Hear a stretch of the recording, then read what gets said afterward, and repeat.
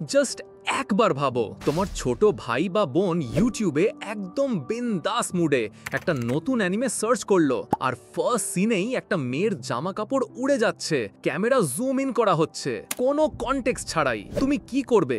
Of course ignore করবে, তাই না? কারণ তুমি ভাববে, ধুর কি আর হবে, এটা তো নর্মাল, অ্যানিমে তো কার্টুন, এ থেকে আর কি বা শিখবে। বাট আজকের ভিডিওতে এমন কিছু কোয়েশ্চেন্স আছে যা তোমাকে আনকমফোর্টেবল করে দেবে।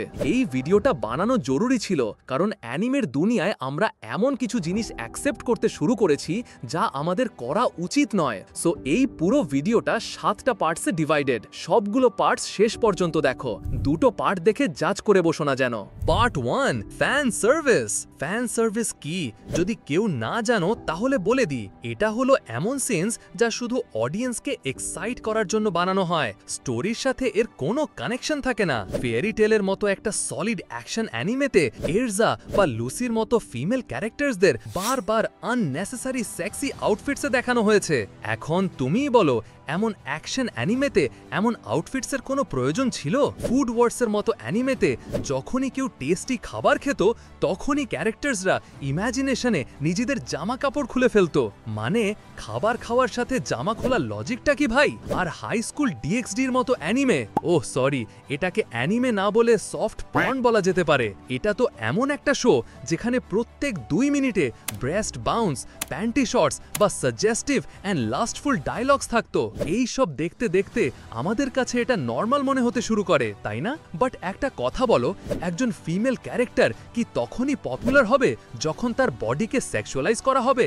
একবার ভেবে দেখো। Part 2, minors. কিছু অ্যানিমে ছোটদেরও বাজেভাবে প্রদর্শন করে। For example, No Game No লাইফে শিরো একটা 11 বছরের মেয়ে, কিন্তু তার এক্সপ্রেশনস, পোজেস আর মুভমেন্টস এতটাই অদ্ভুত যে দেখলে আনকমফোর্টেবল লাগবে। মেড ইন অ্যাবিসের কথাই ধরো, একটা amazing fantasy anime, I can guarantee you, কিন্তু এতে ছোট ছোট বাচ্চাদের বাজেভাবে দেখানো হয়েছে। আর তোমরা দেখতেই পাচ্ছ আমি কোন বিষয়ে কথা বলছি। কোদোমোনো জিকানের মতো অ্যানিমেতে একজন প্রাইমারি স্কুলের মেয়ে নিজের টিচারকে প্রলুব্ধ করার চেষ্টা করে। বাই দ্য ওয়ে, এই অ্যানিমেটা এতটাই প্রবলেম্যাটিক ছিল যে আমেরিকাতে এটাকে ব্যান করে দেওয়া হয়েছিল। এই বিষয় নিয়ে আরও কথা বলার ছিল, বাট বলছি না, কারণ ইউটিউব আমার চ্যানেলের পিছন মেরে দিতে পারে। পার্ট 3, হ্যান্টাই। এটা তো লিটারালি পুরো জেনারেশনটাই বদলে দিয়েছে। এরা সব লিমিটই ভেঙে দিয়েছে।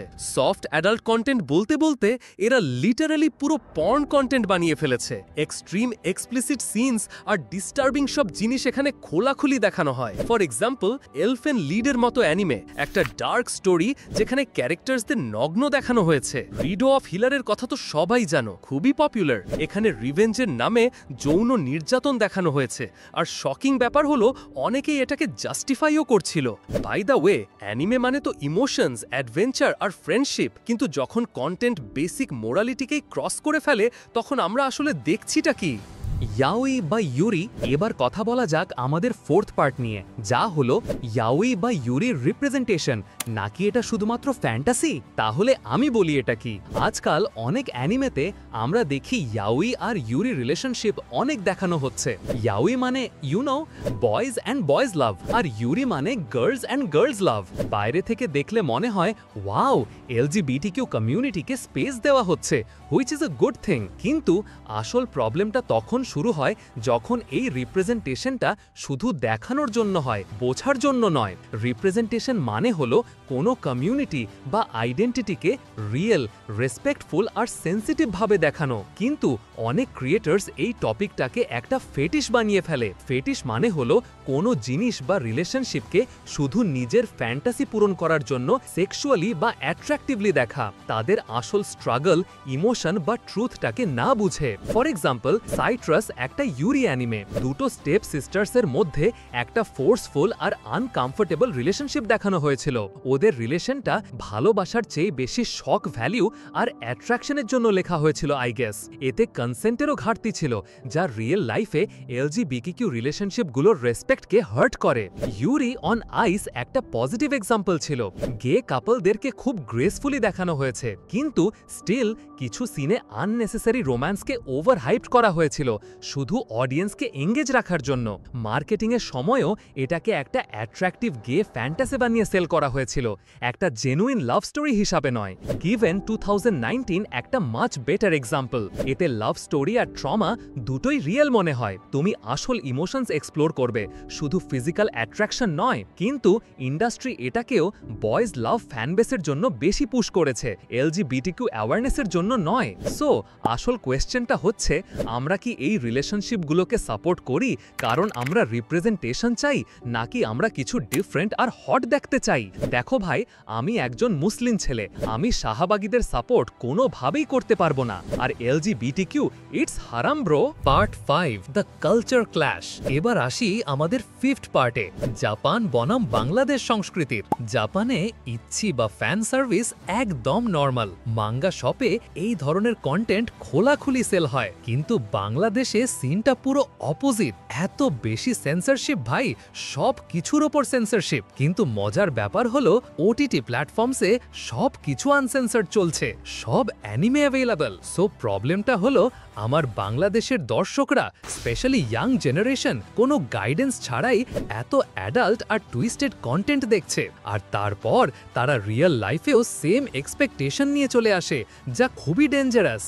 Part 6, industry pressure. আর এখন কথা বলা যাক আমাদের পার্ট 6 নিয়ে, যখন আর্টিস্টদেরও কম্প্রোমাইজ করতে হয়। ভাই, ইন্ডাস্ট্রির একটা সিম্পল ফর্মুলা আছে, সেক্স সেলস। অ্যানিমে স্টুডিওগুলো অর্ডার পায় যে ফ্যান সার্ভিস সিনস অ্যাড করো, না হলে অ্যানিমে হিট হবে না, আমাদের সব টাকা জ্বলে যাবে। কখনো কখনো মাঙ্গাতে হয়তো ওইসব সিন ছিলও না, কিন্তু অ্যানিমে অ্যাডাপ্টেশনে এগুলো ভরে ভরে দিয়ে দেয়। আর এই ডিজি অরিজিনাল স্টোরি আর ইমোশনসগুলোর লিটারালি পিছন মারা হয়। Part 7, impact, and our last part, the psychological impact. যখন এই সব জিনিসগুলো আমাদের ব্রেনকে অ্যাফেক্ট করে, যখন আমরা বারবার ফিমেল ক্যারেক্টার্সের একটা অবজেক্ট হিসাবে দেখি, তখন আমাদের সাবকনশিয়াস মাইন্ডে সেই ইমেজটা পার্মানেন্ট হয়ে যায়। স্পেশালি আমাদের ইয়াং ভিউয়ার্স, টিনেজার্সরা ভাবতে শুরু করে যে রিয়েল লাইফ রিলেশনশিপও হয়তো এরকমই হয়।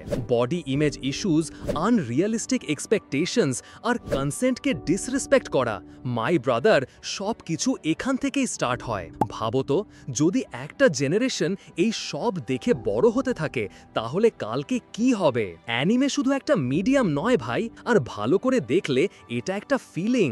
অনেক মানুষের কাছে এটা দুনিয়ার প্রবলেমস থেকে পালানোর একটা পথ। কিন্তু যদি সেই মিডিয়ামটাই আমাদেরকে স্লোলি পয়জন দিতে থাকে, তাহলে আমাদের থামা উচিত এবং ভাবা উচিত যে আমরা কি আসলেই পিওর কন্টেন্ট দেখছি, নাকি শুধু নিজের চোখকে খুশি করার জন্য কারো ক্রিয়েটিভিটি, কারো আইডেন্টিটি বা কারো ইনোসেন্সকে ইউজ করছি।